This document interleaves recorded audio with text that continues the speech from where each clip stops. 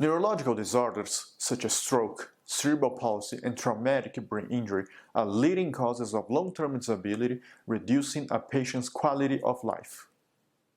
Motor recovery is driven by neuroplasticity. Thus, rehabilitation therapies are strongly based on high-dose intensive training and intense repetition of movements as to allow the recovery of strength and range of motion. The advent of robot-assisted therapy has been shown of great value to the rehabilitation, influencing process of neuronal plasticity and reorganization. The most important advantage of using robot technology in rehabilitation intervention is the ability to deliver high dosage and high intensity training, which otherwise would be a very labor-intensive process.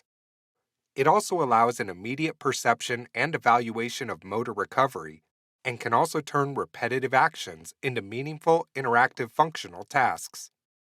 Another new technique being developed for rehabilitation is the TDCS, which is the shorter for Transcranial Direct Current Stimulation.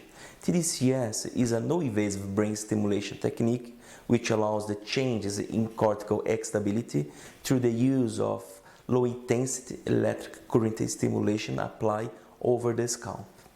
TDCS, Transcranial Direct Current Stimulation, has generated much attention lately from researchers and also clinicians. There are several reasons to explain.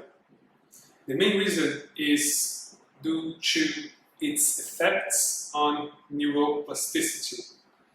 And the other reasons are because TDCS device is cheap and also